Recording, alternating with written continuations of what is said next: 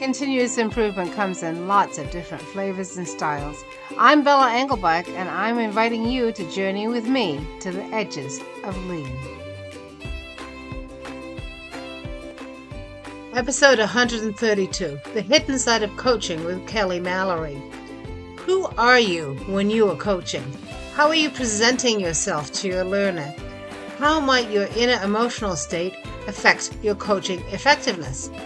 Kelly Mallery coaches using the Toyota Improvement Kata, and she joined me at the Edges of Lean to share some of her insights on what she has learned about the hidden side of coaching.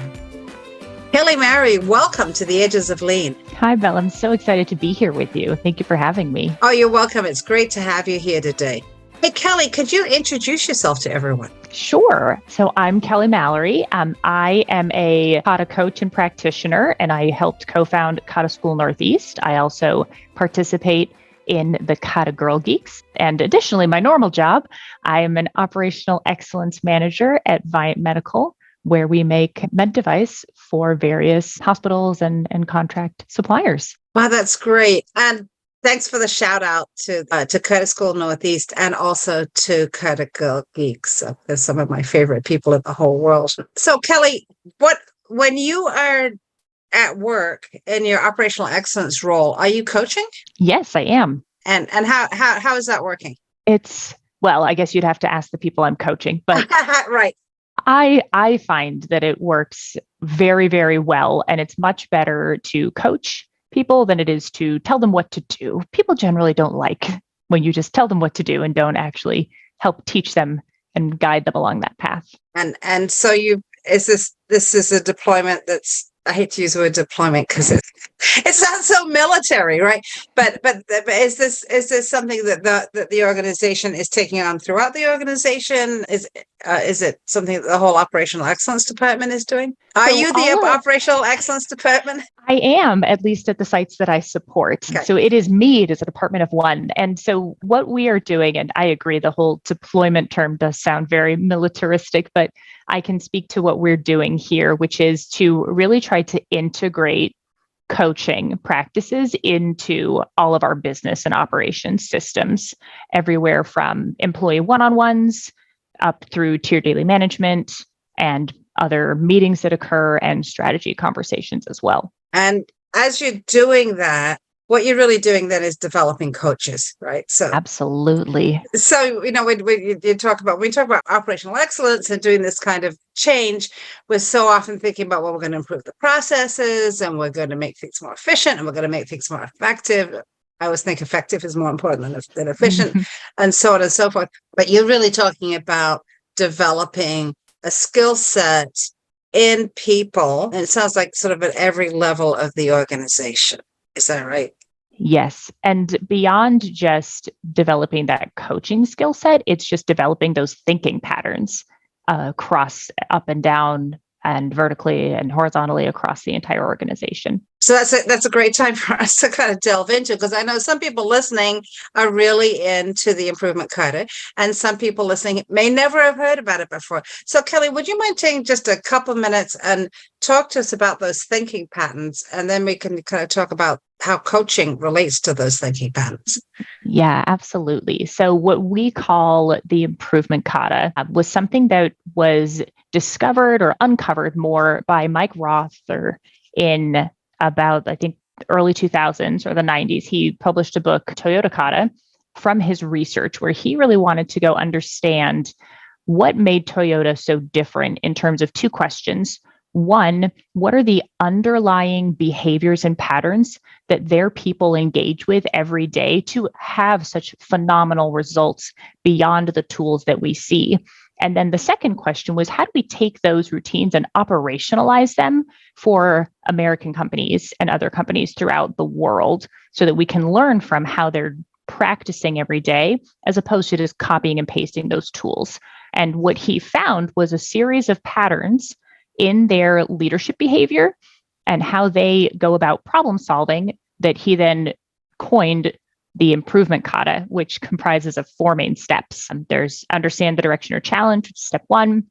Step 2 is grasp the current condition. Step 3 is then establish the next target condition. And then the fourth step is experiment your way to that target condition. And that's really what the improvement kata is. And it is such a great countermeasure to, I think, to two things. One of the you already mentioned, I think, that there is this tremendous tendency of organizations to go and look at Toyota and other companies that are practicing a lean approach and see a tool or see the result of their problem solving and say, that's the thing that we need to do, right? And that could be anything from, well, we need to create level flow to we need to use this particular little cut because I was in a Toyota factory and I saw them using this little cut, whatever it is. So it's kind of looking at the result of the problem solving and saying, well, we need that thing without having gone through the problem solving, right? So it's great. It's a countermeasure to that, but it's also a countermeasure to the kind of the way I think that we in business or other things honestly still believe in kind of like magical thinking, right? And you talked about it right when you introduced yourself. So the magical thinking, like if I tell somebody what to do, they'll do it and they'll have the outcome that I expect. Or if I'll tell them what the outcome is that I want, and something magical will happen and we'll get that outcome. Right. And over and over again, we see that those things don't work, but we don't always understand why. And so learning those thinking patterns and just thinking scientifically, which should be, it sounds easy, but it's hard to shift all of those thinking patterns. So tell us about the role of coaches in that work. Right. So there are two key roles when you are practicing the improvement kata. There's the learner side, so the person actually going through those 4 steps of the improvement kata with a storyboard and making the change and improvement. And then there's the coach, and their responsibility is twofold. 1, help the learner achieve their challenge, and 2, teach the learner the thinking pattern of the improvement. And I put those in that order, but to me, the primary goal of the coach is to teach the learner the thinking pattern of the improvement kata so that they can then take that and continue forth. And as you said, not then need to be told how to achieve an outcome, but instead given an outcome that they then have the freedom and the knowledge and capability and competency to then go achieve on their own because they have this thinking pattern that they have learned and practiced and built into their neural pathways at this point. Right. So that means that the coaches have to have mastered those skills themselves, right? That's part of it. But also need to be, and this is the thing, it's so meta, right? The coaches need to be improving their coaching skills as they're doing this work, because even if you are, you've done several projects or solved several problems using the improvement kata, your ability to help somebody else learn those steps could be completely non-existent, right? And then you would be, where you copy what your own coach did, but again, not understanding where that came from. So what's behind all that? Oh, what a great question. So yes, agreed. And I'd say I've personally experienced trying to jump into a coaching role without practicing the improvement kata myself. And you may come in, having some coaching skill set, but you're correct that if you don't deeply understand all of the nuance that exists inside the improvement kata from your own personal practice, you will not be prepared to support a learner very effectively, especially given that your number one job is to teach them the improvement kata pattern. So what's really important there is practice yourself a lot and deeply with your own coach so that you have that deep understanding of, with whatever challenge they might be working on, what are those mechanics and fundamentals, and what is the reference that you have for each step of the improvement kata, so that when you ask a question, like, what is your target condition? You know what a good answer is based on your experience and based on that coaching across multiple types of challenges, because that may need to look a little bit different depending on what your learner is working on. But that should be independent of those mechanics and that reference. So it's the practice and understanding what that reference is. But then also what I've found that's very important is, because our main goal is to teach the learner the pattern of the improvement kata, and it's just a wonderful benefit that they then achieve, a result and a challenge, it's important that we separate ourselves as coaches from the challenge and the actual process that they are working on, because it's not about any thoughts about how to solve that problem that we have, right? We don't have a role in solving the problem with them. So understanding our own bias and thoughts about how that problem might need to be solved is also a skill set that a coach needs to develop coming into those conversations, so that you really allow the learner to do all of that work and thinking and learning. That's got to be incredibly hard. But I would think, especially in the workplace, when a coach and the learner may be, very close, doing similar work, or, one may be managing the other. They have seen the problem before. It's just that's not the way I would do it. Yeah. Right. Yeah. So Kelly, then that is really developing a huge amount of self-awareness, right? And yes. Yeah. So how do you go about that? Oh man. Well, I can explain how I've done it. Okay, let's hear it. Which I have been in coaching conversations where I was coaching a learner who was a direct report of mine and an engineer on a process that I knew very well. And I can attest to the fact that it was incredibly hard to not jump in and, ask those leading questions that aren't really open questions, right? It's telling in disguise.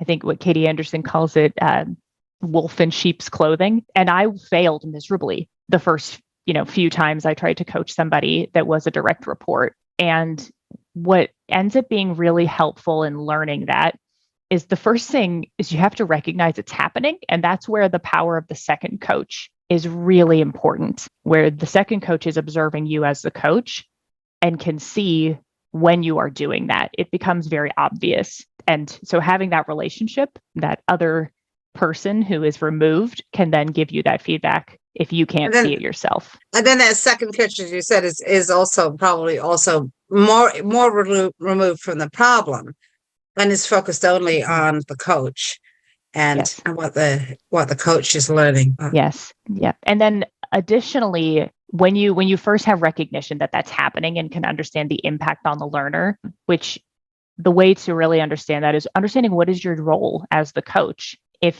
If you don't have that perspective that, hey, your job as the coach is to teach them the pattern of thinking, it is not to solve the problem, then that's going to be a first barrier to entry here. But really understanding that my job as a coach is to teach the thinking pattern, not to solve the problem. That framing does help me focus on, okay, what do I need to pay attention to here? And it's the words the learner uses, it's body language, because if they're demonstrating discomfort, that tells me something about how they're thinking about the problem. It's then comparing that reference of what is a good answer in the context of the improvement kata pattern or whatever pattern you're using for coaching, not what is the content of their answer. Right. And I think what you just said, I mean, this is like the crux of, I think, of what we wanted to talk about today is this awareness of the learner and developing. You were talking about body language. Are they really comfortable? Are they, as you said, are they not comfortable with the situation? Maybe they're holding something back. Maybe they're jumping forward too fast. That is a really difficult skill, Kelly. I mean, that's not something, I'm thinking, folks who are going into business, you learn a lot of things. Maybe your background's engineering, right? So you know a lot about engineering. I think people think of themselves as not being people sometimes, and then if they get into this kind of work, they have to do this kind of work in the context of almost any type of improvement work, is getting more attuned to other human beings, which means also being more attuned to oneself, right? Mm-hmm. And being able to take oneself out. And so as you're working with people, and I think this is more of like a second coach kind of a question, how do you bring this to people's attention? Right. When you see it, right, when you are a second coach, or even if you're observing any interaction and you're going to give feedback about, how somebody's coming into a conversation and the impact that has, it's best to like frame it in the context of what did you see? So what were the observable things, either the words, the observed tone, the observed body language, and then connecting that specific observation to the specific impact in that instance. So as an example, if I were observing a coach and a learner and I noticed that during the coaching conversation, the coach, kind of crossed their arms, tilted their head, and then maybe made a comment that was a little like brisk. And then I observed the learner kind of lean back. Those are the specific things that I would tell the coach. Hey, when you folded your arms, tilted your head a little bit, and your tone turned very brusque, this was the observed impact on that individual. They leaned back. Their body language was that they moved away. What do you think the impact of that might have been on them in that situation? And how did that help or hurt them in the context of being a learner and the relationship that you have as a coach and learner? And that would be a question that will cause a lot of reflection, I think. Yes, that's the intent, right? And to give very specific feedback like that, because that becomes actionable instead of, well, you were kind of rude there. That's not helpful for people. And that's great, Kelly. I mean, what you just said, because it was specific. When you said when you crossed your arms, when you leaned back, when your tone changed, as opposed to saying, well, you were a little, well, I wasn't rude. I didn't intend to be rude. It's So what you're doing is you're bringing people's attention to how their body language is observable, and then thinking about what their body language how it might speak to other people. So being very, very specific on that feedback. And that's going to require then a lot of trust between the coach and the second coach, right? Because that's, if you don't trust your second coach, having someone say that to you, that could also be a little tough. Right. Building that relationship is one of the most important things early on in a coaching environment, in a team like that, is building that rapport and trust. And I think being honest about, hey, this is the role that I will be playing in this coaching team and coaching relationship, and forecasting that up front to say, hey, this is what I'm going to do. This is my job, becomes really, really critical. And then when you do give that feedback, right, also being very aware of how am I giving that? What is my body language? What is then their reaction physically, physiologically, because that will come through as well. So I think, Bella, you're right. It all comes back to what was your intent and what actually happened. So it all comes back to self-awareness in the end. And then there's that gap, right? So my intent was this, but it's possible that my body language or the way I said that could have landed differently. Right. Which the work and kind of studying I have done to get me here all comes down to, how is your attitude coming into a conversation? Are you coming in, angry from some other interaction, or anxious or stressed or open and curious and at ease, right? All of those play into how the coaching conversation is going to go in any role in that coaching relationship. So if you were coaching somebody and you asked that question at the beginning, so how are you? And they came and said, oh, I'm really, really upset. I'm mad. I was in the parking lot and somebody took a parking space I wanted. And, I had a lot of stuff to carry, and I'm grumpy about that. Would you postpone the coaching cycle? I think I guess let me ask a clarifying question, and then I can give my approach. So am I the coach and are you the learner, or am I the second coach and you are the coach? Because that would change my interesting question. Well, let's do it. Let's do it both ways. So let's say this is you're the coach, I'm the learner, and I come in and say, Kelly, already had a bad morning. Make my morning better for me. So my approach in that situation, every time I'm coaching, the first question is, hey, how are you doing? Are you open? You connect first. And depending on how that goes, you have to assess if coaching is a good idea or not. So if I can create some space for that learner to talk about what's going on, hear them out, just listen and say, okay, hey, let's take a deep breath for a minute. We'll do it together. Then, okay, do you feel like you can set that aside and we can proceed with our coaching conversation today? Or do we need to postpone so that you have time to get into a headspace where we can have this conversation. So giving the learner the opportunity to think to about make that choice, to reset. Right. Yeah. I think what is important is if you are doing daily coaching, to be cautious about how long that delay is. Don't necessarily want to miss a full day, but hey, do you need 20 minutes? Or I've definitely had instances where my learner was not ready and he said, hey, do you need 5 minutes? I'll go get a cup of coffee. Do you want one? And that also just gives a little space, shows the caring. Plus, we both get caffeinated, which is always a good thing in my book, depending on what time it is, of course. Right. Okay. So let's talk about this. If this is, so the coach, and I think we really do want to focus on the coaches now. So coach has a bad morning. Right? Mm-hmm. We hope coaches never have a bad morning, but sometimes they do. We're all human, right? So I guess I would hope that if you as a coach are not in a great space going into a cycle, that you do contact your second coach for support, because I know some of the coaching I do, you don't have that luxury to be like, hey, second coach, I need help. So just head note to the audience, please do call your second coach if you need support before a coaching cycle. So in this context, I would again create the space for the coach to just kind of talk through, hey, what's going on? What happened? And then the question I would ask is a little bit different. Say, hey, so your learner is counting on you to come into this cycle at this time and in this manner. What do you need to do between now and then to get into a headspace where you can come into the conversation the way you need to come into it? And maybe the answer is, I can't do it in time. Then the answer is, okay, let's talk about postponing the cycle so that you can get there. Because I think the worst thing that you could do is show up to that cycle not mentally prepared to be for the learner what you need to be. Right. Yeah. So this is emotional self-regulation, right?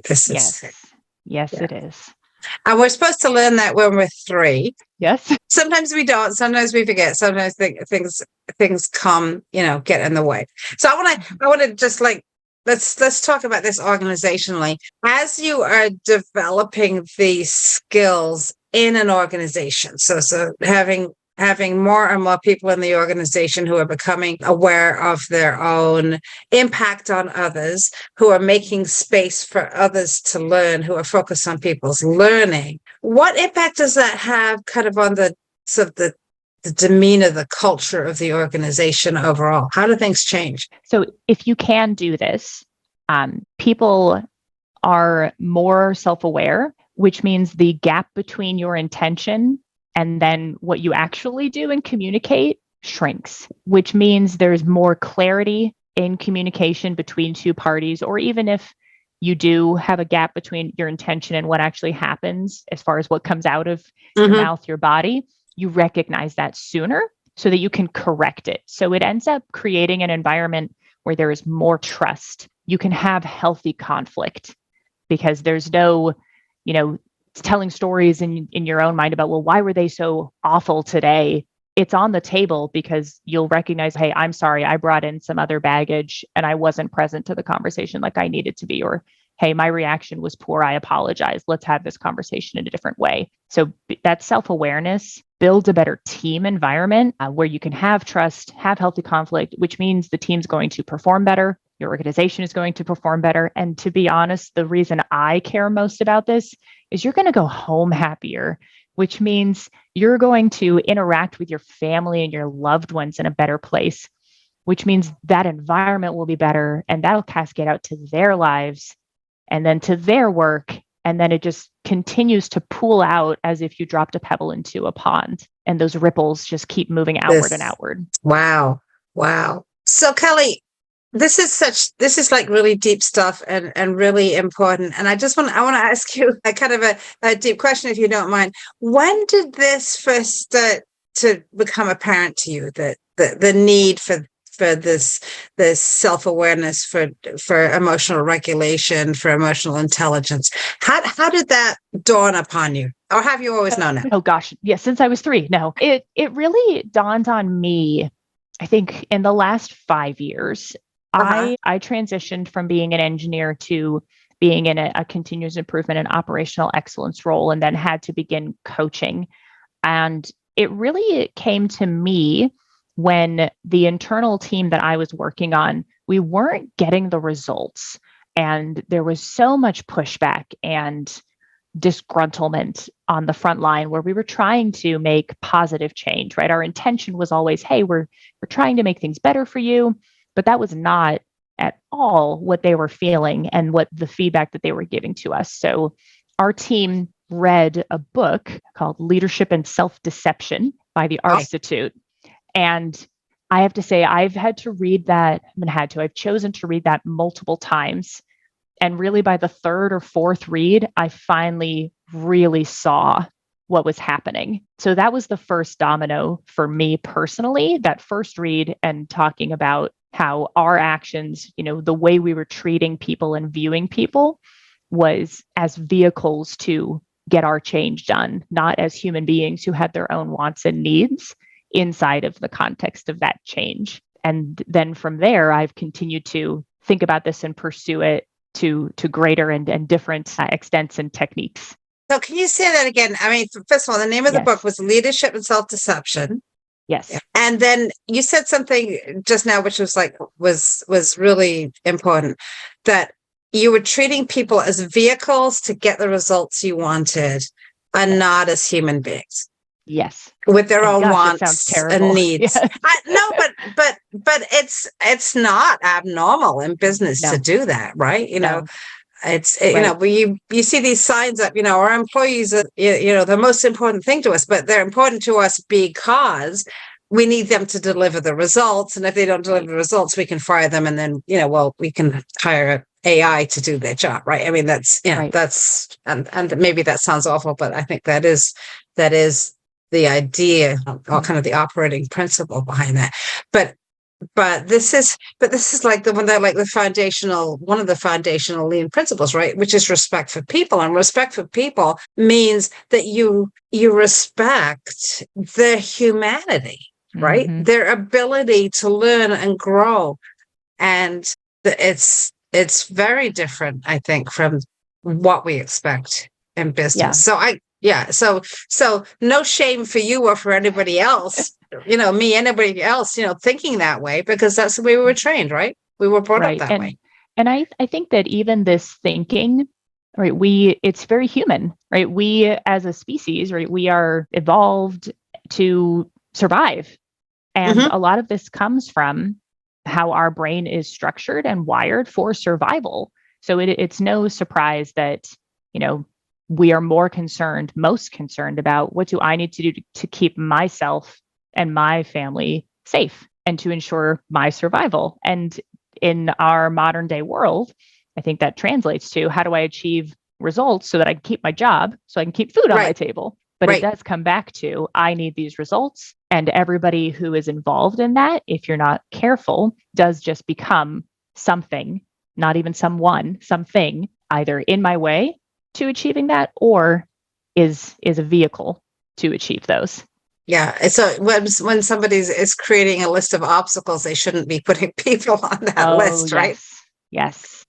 And absolutely. I have seen that happen. And it's a very important job of a coach to then change that into the actual obstacle, which is how are you communicating with them or what do they need that you're not giving them? Wow. Yeah. Yes. Kelly, what do you want to learn next? Where are you taking this? So what I want to learn next is really how to integrate some of these practices of self-awareness and emotional intelligence into scientific thinking and the practice of Kata. And to do this, I actually did launch my own coaching business recently, and this is what I am going to be exploring is how do I merge these two to be able to teach people more effectively? How do you recognize your own thoughts and emotions going into a conversation? And then how do you regulate and manage them so that you can show up better in those other coaching situations? And what's the name of your coaching business? It is Mallery Coaching and Consulting LLC. I went with something simple because I toiled over the name for too long, and that's just not very valuable for me. But this one you could remember very easily. Yes. Yeah. And so, Kelly, if people want to learn more from you, talk to you more about this, what's the best way for them to do that? Best way would be on LinkedIn right now or my email, which is also very easy, Kelly at kellymallery.com. I will have a website soon, but I'm not quite there yet. So LinkedIn or my email would be the best way. That'd be great. So folks, don't be afraid to reach out to Kelly and have a further conversation with her. And you're also still hanging out with the Kata Girl Geeks? Oh, yes. I am an avid participant and practitioner because of the space it creates for us all to practice together. Wow. Well, I wish you the best with the coaching. And I think this is really important because there's such with the improvement credit, there is a tendency to pull back into methodology, right? It's about, did you make this particular part of your board? Did you make that correctly? Versus how are we growing as people? So I think this is really important work, and I'm excited to see what comes out of it, Kelly. Looking forward to that. Thank you. I'm excited too. I'm excited to learn how this works. It's all an experiment, which is a beautiful thing. Yeah. And one step at a time. Yeah. Yes. Yeah. So Kelly, what would be your one piece of advice for a young person starting out? I think my one piece of advice would be to think again about how you are seeing other people when you have a conversation or trying to get something done or get a certain result. Think about, are you treating them just as a barrier or a vehicle to you achieving that result? Or are you really considering that they are another human being that has their own wants, needs, and desires that may or may not align with what you are trying to achieve? Wow, that is very, very good advice. And I think something to learn early, right? That is, particularly when we're at that stage in life when we are told that we're supposed to be reaching out and grabbing for things and achieving and moving forward rapidly. Right. And that's true. Just make sure you don't leave a trail of bodies behind you. Yeah, right. Well, Kelly Malllery, thank you so much for traveling with me to the edges of Lean. This has been a really wonderful conversation. Thank you so much, Bella. I've had a great time. This is Bella Engelbach, and I'd like to thank Kelly Malllery for being my guest at the Edges of Lean. What did you learn from this conversation? What ideas did it spark? We would love to hear from you. Meet Kelly on LinkedIn. Find me on LinkedIn also, or at leanforhumans.com, or comment wherever you watch or listen. Don't forget to subscribe. Check out all of my friends in the Lean Communicators community at leancommunicators.com, where you will find lots of great new content every week. The Edges of Lean is written and produced by Bella Engelbach with support from Podcast Inc. This is a Lean for Humans production.